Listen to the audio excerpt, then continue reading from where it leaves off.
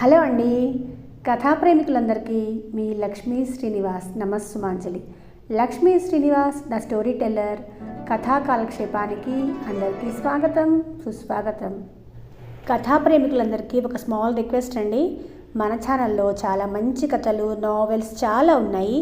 ఒక్కసారి కొంచెం టైం తీసుకొని మన ఛానల్లో కథలు విని మీకు నచ్చినట్లయితేనే తప్పకుండా ఛానల్ సబ్స్క్రైబ్ చేసుకొని మన కథలను లైక్ చేయండి. అలా చేసినట్లయితే అవి ఇంకొంతమందికి రీచ్ అయ్యి నాకు హెల్ప్ అవుతుందండి. ఓకేనా? నా ప్రజెంటేషన్ ఇంకా బెటర్గా ఉండటానికి మీరేమైనా సలహాలు, సూచనలు ఇవ్వాలనుకుంటే కమెంట్ సెక్షన్లో నాతో ఇంటరాక్ట్ అవ్వండి. సరేనా? కథలోనికి వెళ్దాం. ఈనాటి కథా విజయం 2020లో పోటీల్లో తృతీయ బహుమతి పొందిన కథ పేరు అందరికీ వందనాలు. రాసిన వారు కె. శ్రీ ఉదయిని గారు. కథలోనికి వెళ్తే వైశాలితో పాటు గదిలోకి నడిచాడు శివనాథ్. కూర్చోండి అంది వైశాలి మంచం పక్కన ఉన్న కుర్చీ చూపిస్తూ. మీరేమీ అనుకోనుంటే ముందుగా నేను 2 విషయాలు చెప్పాలి అన్నాడు.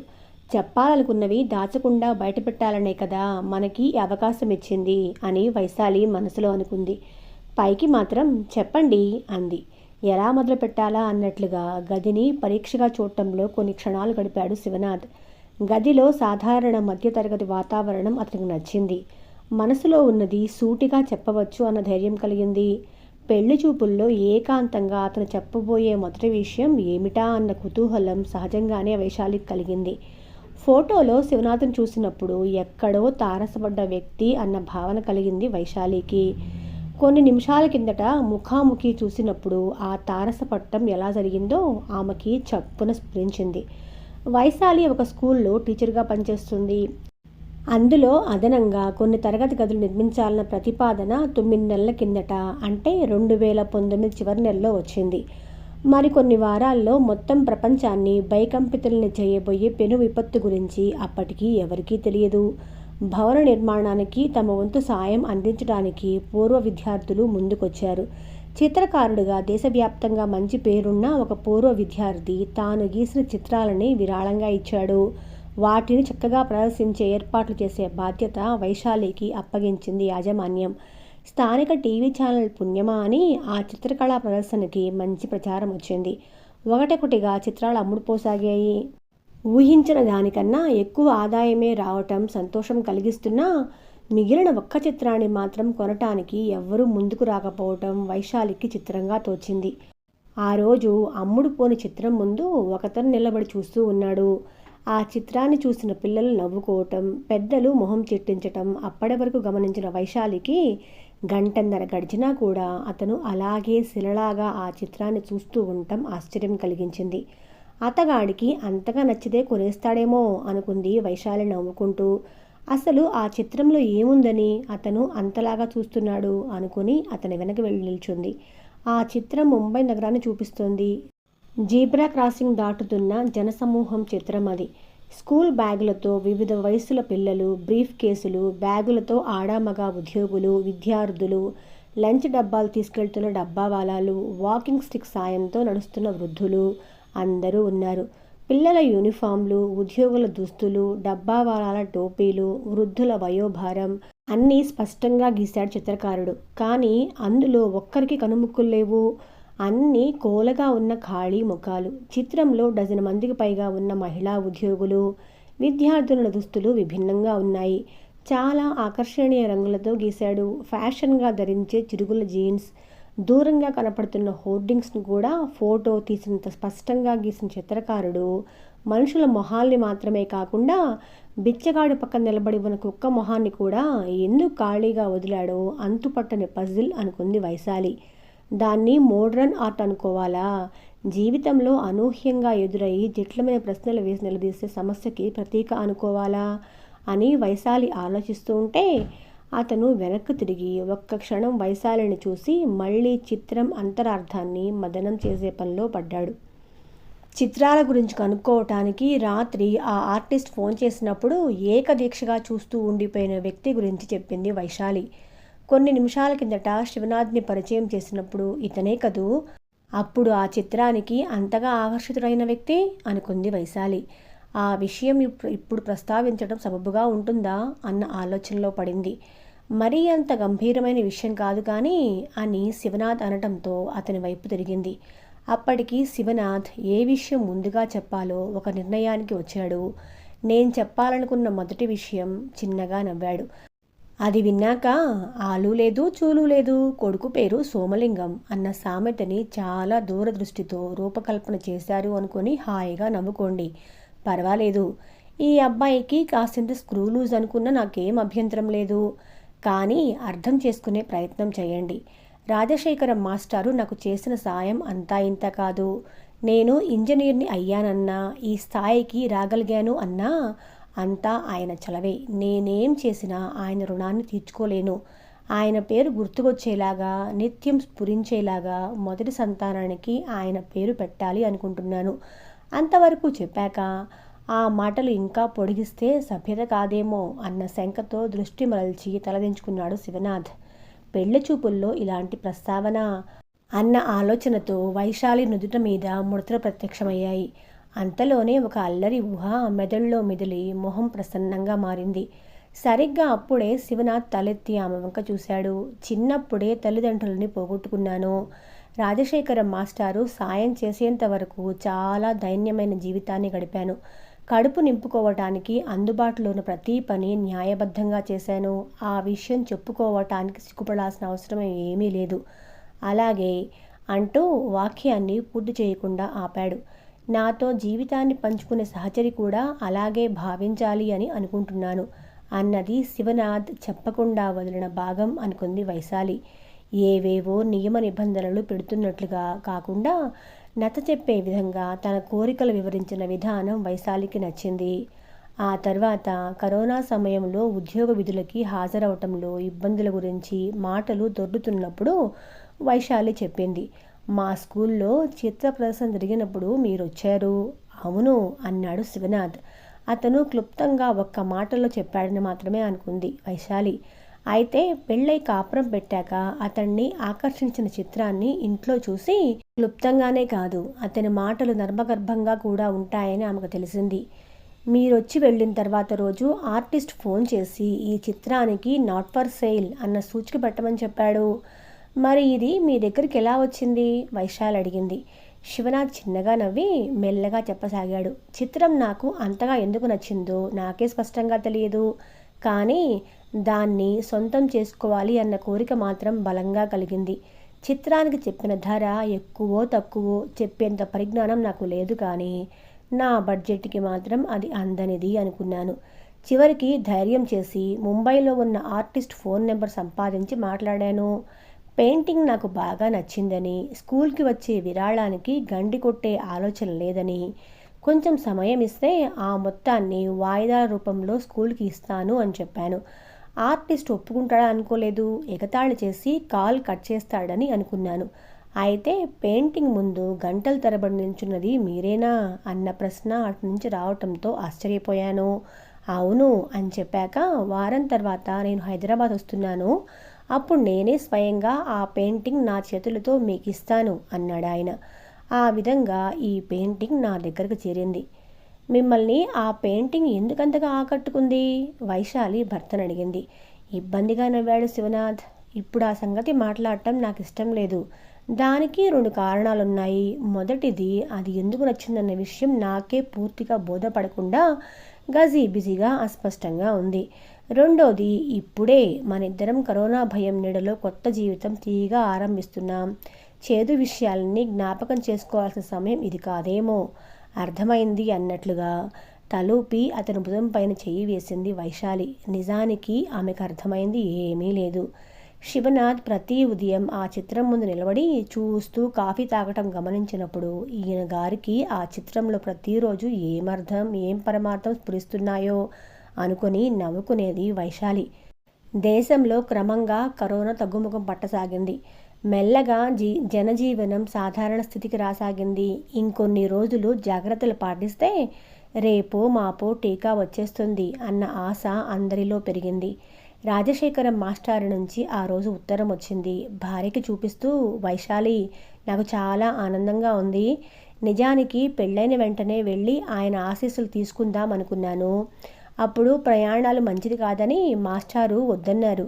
ఇప్పుడు పరిస్థితి దాదాపు సాధారణ స్థితికి వచ్చింది కదా. వచ్చే నెల రైలు తిరిగి పట్టాలెక్కాక రమ్మన్నారు సంబరంగా అన్నాడు. మా స్కూల్లో కూడా పెద్ద తరగతులకి క్లాసులు మొదలవుతాయని అంటున్నారు అంది వైశాలి. అలాగా, అంటే నీకు సెలవు దొరకదా అనుమానంగా అడిగాడు శివనాథ్. సెలవు దొరకదు అన్నది నిజమే, కానీ అసలు సెలవక్కర్లేదు. ఆయన ఉండేది అనంతపూర్ దగ్గరే కదా. శనివారం రాత్రి రైల్లో వెళ్ళి ఆయన్ని కలిసి తిరిగి రాత్రికి బయలుదేరి సోమవారం పొద్దునకల్లా హైదరాబాద్లో ఉంటాం. ఇక సమస్య ఏముంది అంది వైశాలి. హమ్మయ్య అనుకున్నాడు శివనాథ్ సంబరంగా. అప్పుడు అడిగితే కొత్తగా పెళ్ళైన రోజులని ఏమీ చెప్పలేదు. ఇప్పుడు పరిస్థితులు కూడా మెరుగవుతున్నాయి కదా, ఇప్పుడు చెప్పొచ్చు కదా. అతని ఆనందాన్ని అవకాశంగా తీసుకొని వైశాలి ఆ చిత్రం గురించి అడిగింది. చెబుతాను అని శివనాథ్ అంటుంటే వైశాలి అడ్డుపడింది. ముందు నాదో సందేహం తీర్చండి. పెళ్లి చూపుల్లో మొదటి సంతానానికి ఆయన పేరు పెడతామని అన్నారు కదా. ఒకవేళ ఆ రోజు కలిగిన చిలిపి ఊహ మళ్ళీ పలకరించటంతో వైశాలి వదనం చిరునవ్వుతో మెరిసింది. దాన్ని అర్థం చేసుకున్న శివనాథ్, ముందుగా అమ్మాయి పుడితే పేరేం పెడతారని కదా నీ సందేహం? రాజశ్రీ అనో లేదంటే రాజా అన్న శబ్దం వచ్చేలా నీకు నచ్చిన పేరు సూచించాలి అని అడిగేవాణ్ణి అన్నాడు. ఆ వివరణ వైశాలికి నచ్చింది. రాజశేఖరం మాస్టారు చేసిన సాయం గురించి ఆ తర్వాత శివనాథ్ చెప్పాడు. నేను 7వ క్లాస్ చదువుతున్నప్పుడు బైక్ మీద వెళుతున్న తల్లిదండ్రులని లారీ ఢీకొని మరణించారు. మా నాన్న చిన్న ప్రైవేట్ ఉద్యోగం చేసేవాడు. ఆయన మరణం తర్వాత యాజమాన్యం నుంచి కొద్ది మొత్తం నాకు అందింది. ఈ డబ్బుతో నిన్ను పోషించటమే కష్టం, ఇక చదువు కూడా చెప్పించాలా? నా వల్ల కాదు అన్నాడు వేరే ఊళ్ళో ఉన్న మా మేనమామ. మా ఊర్లో బడే లేదు అన్నాడు పెదనాన్న. పెదనాన్న మేనమామల తగులు గుంజాటంలో డబ్బు మాయమైంది. మంచి విద్యార్థి, చదువు ఆకూడదని రాజశేఖరం మాస్టారు స్కూల్ ఫీజు కట్టారు. నేను న్యూస్ పేపర్లు, పాల ప్యాకెట్లు వేయటం మొదలుపెట్టాను. దొరికిన పని చేస్తూ 2.5 ఏళ్ళు చాలా అవస్థలు పడ్డాను. 10వ తరగతిలో మంచి మార్కులు వస్తే కొన్ని ఇంటర్ కళాశాలలు హాస్టల్లో వసతితో పాటు ఎంసెట్ శిక్షణ ఉచితంగా ఇస్తాయి, గుర్తుంచుకో అని రాజశేఖరం మాస్టర్ చెప్పిన మాటలు మనసులో పెట్టుకుని ఆ లక్ష్యాన్ని సాధించాను. అలాగే సవాళ్లను ఎదుర్కొంటూ ఎంసెట్ పరీక్ష కూడా బాగా రాశాను. అయితే ప్రశ్నాపత్రం లీక్ అయిందని పరీక్ష రెండోసారి పెట్టారు. మొదటిసారి పరీక్ష రాయగానే హాస్టల్ ఖాళీ చేయాల్సి వచ్చింది. నిలువ నీళ్ళలేని నాకు రాజశేఖరం మాస్టారు ఆశ్రయం ఇచ్చారు. రెండోసారి ఎంసెట్ పరీక్ష ఎలా రాస్తానో అన్నదానికన్నా అసలు పరీక్షకి సమయానికి హాజరు కాగలనా లేదా అన్న ప్రశ్న భూతంలాగా నన్ను భయపెట్టే పరిస్థితి ఎదురైంది. శివనాథ్ చెప్పాడు. ఏమైంది? కుతూహలంగా అడిగింది వైశాలి. నేను పరీక్ష రాయాల్సిన కళాశాల చాలా దూరంగా పొలిమేరల్లో ఉంది. ఒక్క నిమిషం ఆలస్యమైనా లోపలికి వెళ్ళనివ్వరు కాబట్టి ఉదయాన్నే బయలుదేరి వెళ్ళాలి అనుకున్నాను. బస్ స్టాప్లో అటువైపు వెళ్లే బస్సు గురించి ఒక వ్యక్తిని అడిగితే తప్పుగా చెప్పాడు. బహుశా ఆయన సరిగ్గా వెళ్ళలేదేమో. ఆ సంగతి పావుగంట బస్సు ప్రయాణం తర్వాత తెలిసింది. ఇంకో బస్సు ఎక్కి గంట తర్వాత సరైన స్టాప్లో దిగాను. అక్కడి నుంచి కాలేజీ కిలోమీటర్ దూరం అని చెప్పారు. అటువైపు వెళ్లే బస్సులు ఎప్పుడో కానీ రావన్నారు. పరుగులాంటి నడక అందుకున్నాను. హడావుడిగా మలుపు తిరుగుతూ ఎదురుగా వస్తున్న ఒక కారు కింద పడబోయాను. అయ్యో, ఆ తర్వాత? ఉత్కంఠగా అడిగింది వైశాలి. కారు నడుపుతున్న వ్యక్తికి నా మీద పట్టరాని కోపం వచ్చింది. నీకేమన్నా అయితే నేను ఇబ్బందిలో పడేవాణ్ణి అంటూ చెయ్యెత్తాడు. పరీక్ష సమయం అవుతుంది సార్, క్షమించండి అంటూ చేతులు జోడించి ప్రాధేయపడ్డాను. ఆయన కరిగినట్లు కనిపించాడు. పరీక్ష ఎక్కడో కనుక్కున్నాడు. కారులో అక్కడ దింపుతాను అని ఎక్కించుకున్నాడు. కానీ 5 నిమిషాల తర్వాత నన్ను దిగమన్నాడు. పక్కన కూర్చున్న కూతురు మీదుగా ఒంగోని కిటికీలోకి తలపెట్టి రోడ్డు మీద నిలబడి నన్ను చూస్తూ ఉమ్మి, ఒళ్ళు దగ్గర పెట్టుకొని రోడ్డు మీద నడువు, ఇది నీకో పాఠం. ఇప్పుడు ఆ కాలేజీ ఇంకో కిలోమీటర్ దూరం ఎక్కువ అన్నాడు. అయ్యో, ఎంత పని చేశాడు? తర్వాత ఏం చేశారు అడిగింది వైశాలి కళ్ళు విశాలం చేస్తూ. నాకు ఏడుపు తన్నుకొచ్చింది. జీవితం మీద విరక్తి కలిగింది. నా దురదృష్టానికి నన్ను నేనే తిట్టుకున్నాను. కారు ముందుకు వెళుతుంటే దాని కిటికీలోంచి ఆ అమ్మాయి ఓ రుమాలు కింద పడేసింది. నా కోసమే దాన్ని వేసిందని అర్థమై పరుగును వెళ్ళి తీసి చూశాను. 2 10 రూపాయల నోట్లున్నాయి. ఆటోలో వెళ్ళటానికి ఇచ్చి ఉంటుందని వెంటనే స్ఫురించింది. ఆనాటి సంగతులు గుర్తు చేసుకుంటూ చెప్పాడు శివనాథ్. ఎంసెట్లో మంచి ర్యాంక్ వచ్చింది, స్కాలర్షిప్ దక్కింది. రాజశేఖర మాస్టారి ఔదార్యంతో ఇబ్బందులు లేకుండా చదువు పూర్తి చేసుకున్నాను. ఇంకొంచెం కష్టపడితే ఉద్యోగం దొరికింది. అది నా కథ అని శివనాథ్ ముగించాడు. ట్రైన్ రిజర్వేషన్లు మొదలుపెట్టిన రోజు వైశాల్ చూసేసరికి వెయిటింగ్ లిస్ట్ 5 నడుస్తుంది. శివనాథ్కి ఆ విషయం చెప్తూ, ఇప్పటికీ వెయిటింగ్ లిస్ట్ 5, 6, చూద్దాం దొరకచ్చు అంది. ఎలాగైనా మనం వెళ్ళాలి అన్నాడు శివనాథ్. 3వ రోజు వెయిటింగ్ లిస్ట్ తగ్గిపోయి వాళ్ళ టికెట్ కన్ఫర్మ్ అయ్యాయి. చూశారా, మీ సంకల్పం గట్టిది అంది వైశాలి. అంతలోనే సన్నగా నవ్వుతూ, నిజానికి మీరు నాకు థ్యాంక్స్ చెప్పాలి.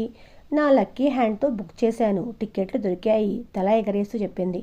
తప్పకుండా చెప్తాను. నిజానికి టిక్కెట్లు దొరికినందుకు మనం ముఖ్యంగా కృతజ్ఞత చెప్పాల్సిన వాళ్ళని కూడా విస్మరించకుండా స్మరించుకోవాలి కదా అన్నాడు శివనాథ్ వెళ్ళి పెయింటింగ్ ముందు నిలబడుతూ. అయోమయంగా అతని పక్కన నిలబడింది వైశాలి.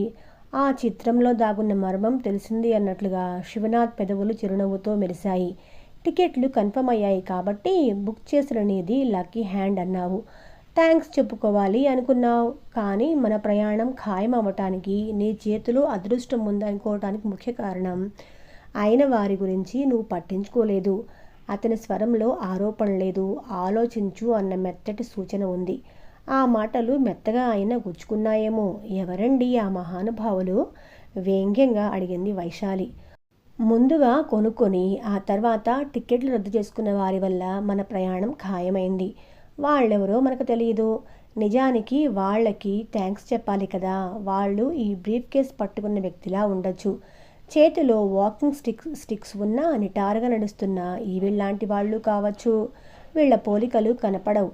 అలాగే టికెట్ వద్దనుకున్న వాళ్ళు కూడా ఎలా ఉంటారో మనకు తెలియదు.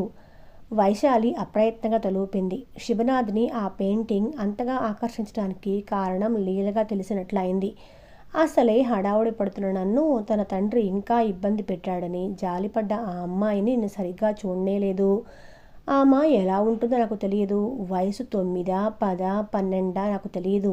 తెలిసింది ఏంటంటే సాయం చెయ్యాలి అనే గొప్ప మనసు ఆ అమ్మాయికి ఉందని మాత్రమే. ఈ నీలం డ్రెస్ చూస్తుంటే ఆ రోజు ఆ అమ్మాయి డ్రెస్ గుర్తుకొస్తుంది.